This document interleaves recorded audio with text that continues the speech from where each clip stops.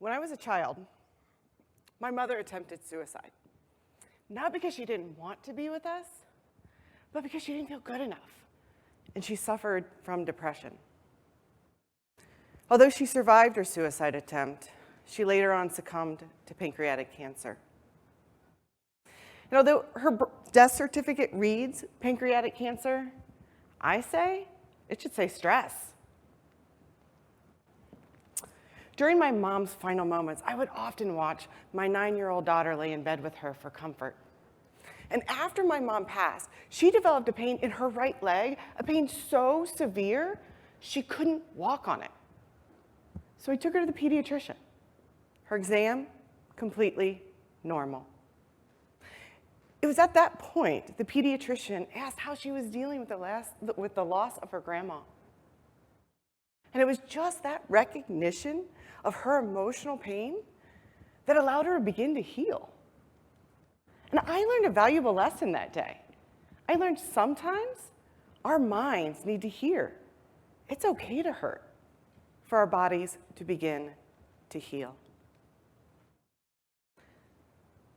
As a cardiology nurse practitioner, I have spent the past 20 years studying how emotions and mental health affect physical health. There's a phenomenon where someone suffers an emotionally traumatic event that literally causes them to have a heart attack. This is called stress-induced cardiomyopathy. However, in the medical field, I find that we don't always place a lot of emphasis on how our mental health affects our physical health, which in turn limits what we can do about it. And this even occurs sometimes when we know better. A few years back, I was training for the Big Sur Marathon, and I was excited. This was a bucket list item for me.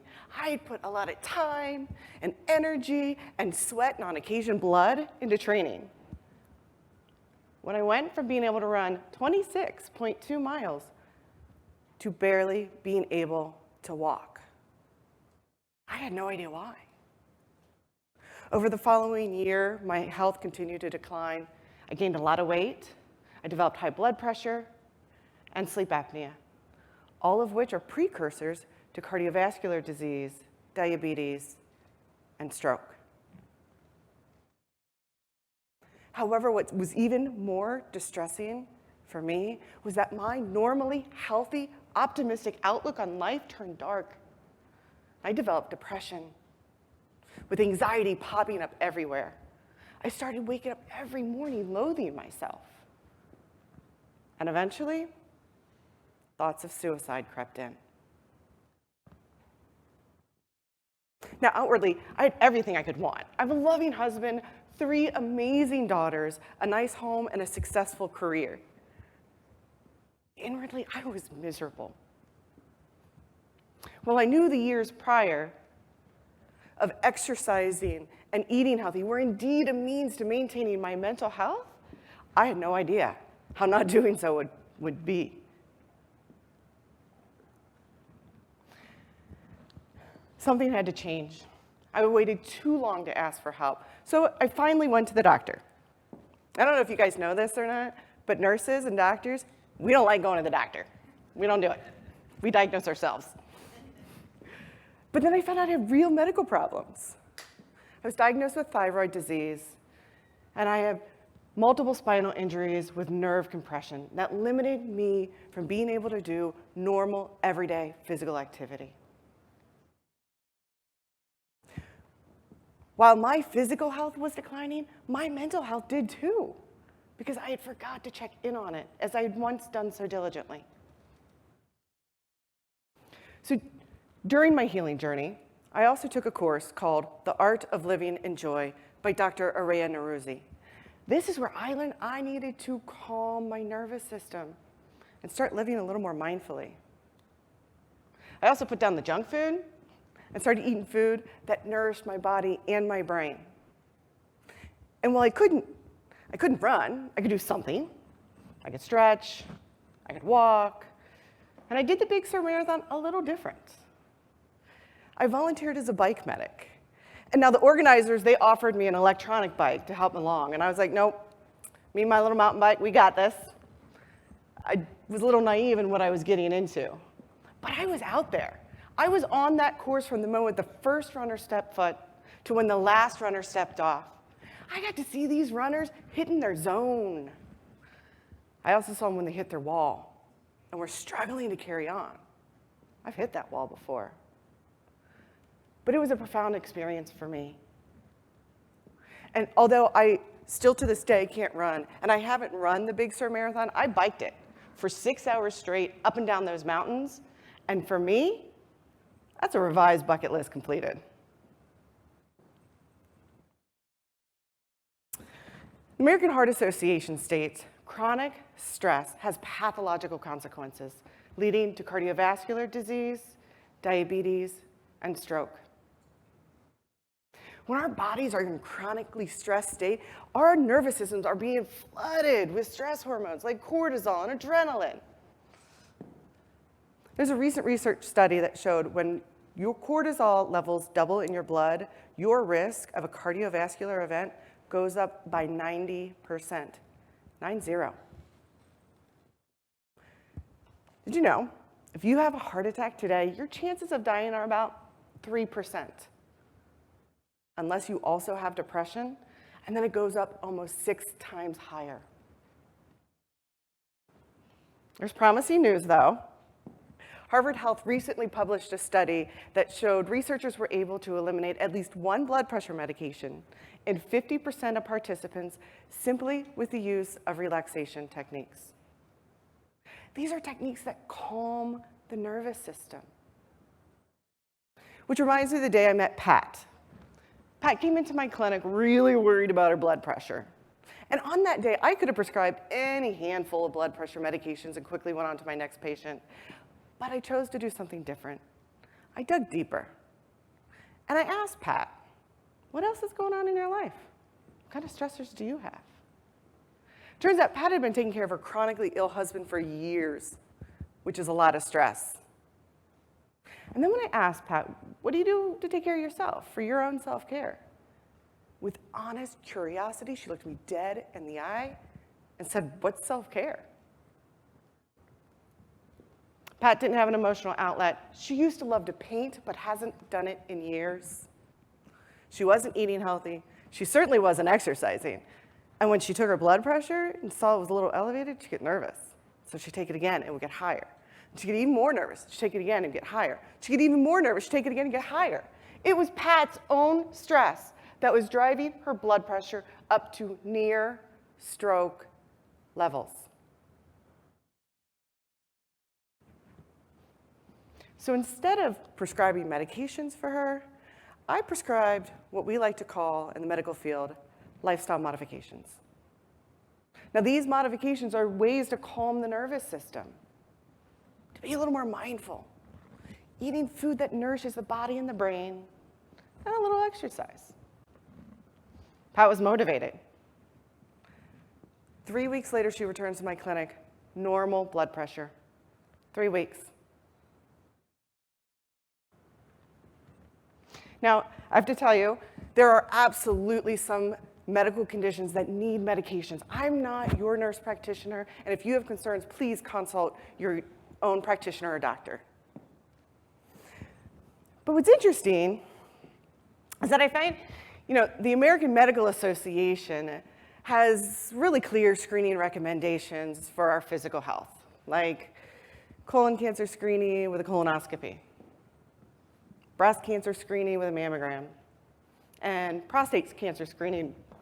I don't think I'm going to describe how that's done. Now, these are not fun screenings, but they're necessary ones to keep our body healthy. So I thought, what are the screening recommendations for our mental health? Did a little research.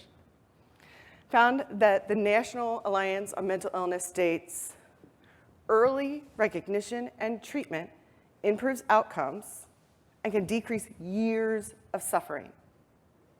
Great news, right? So how do we do that? Did a little more research.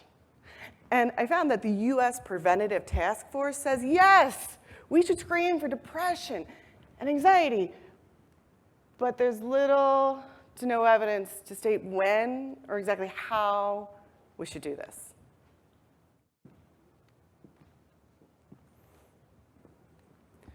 What if we started screening our own mental health every day?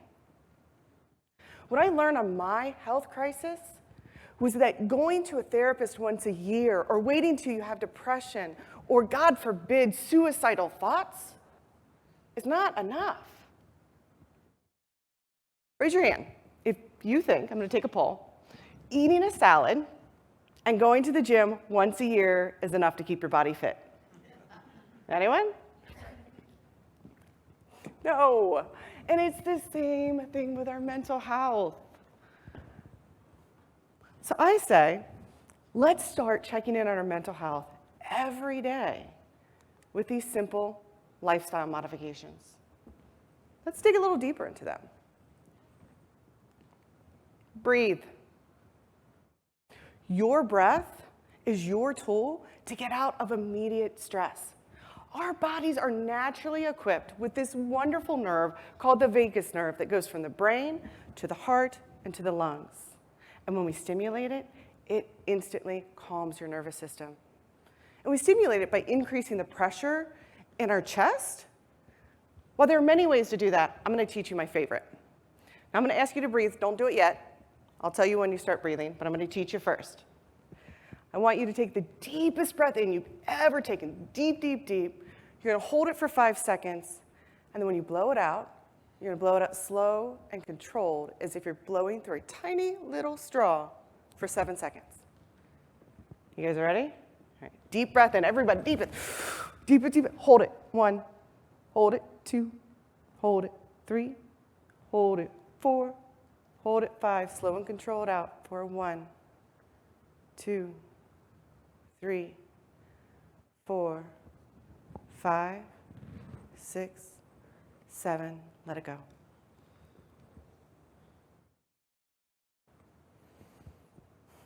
Do you feel the collective calm in the room? I do. This breathing technique forces 2 things. 1, stimulates the vagus nerve to calm the nervous system. 2, it forces you to be present in the moment. Which brings me to lifestyle modification 2, mindfulness. Now, mindfulness, it's not complicated. Some people might think it is, but it's not. It's about just focusing on what's in front of you, doing one task.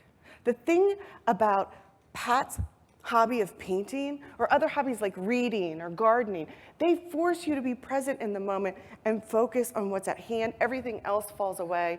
You stop judging the past or looking to the future. And it calms the nervous system.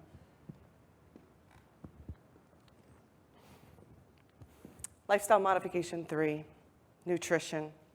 I want you guys to eat. Yes, eat, but eat food that nourishes the body and the brain. Fresh fruits, fresh vegetables. Limit processed foods, sugar, and salt. We literally are what we eat, and it does affect how we feel, physically and mentally. And lifestyle modification 4, movement. Are you exercising? Now, I don't mean exercising like going out and running a marathon, or necessarily even going to the gym. Simply walking outside for 20 minutes forces your brain to release feel-good hormones like serotonin and dopamine. It boosts your mood and your energy. Now, what I like best about these 4 lifestyle modifications is that anyone can do them. Anytime, pretty much everywhere, and they're free. Had I not had the tools to pull myself through my own crisis, I could have been a statistic lost to suicide. Now, I'm not unique, nor is Pat. In fact, I see this in my practice every day. It's also the story of my mother. She was an amazing person who lived a life of stress, always put herself last, and her life was likely cut short because of it. So the next time you're feeling a little down or depressed, I want you to practice these 4 lifestyle modifications. I want you to breathe, live mindfully, nourish the body and the brain, and invite movement into your life. We can't separate mental health from physical health. It's all just health. And as the World Health Organization says, there is no health without mental health. Thank you.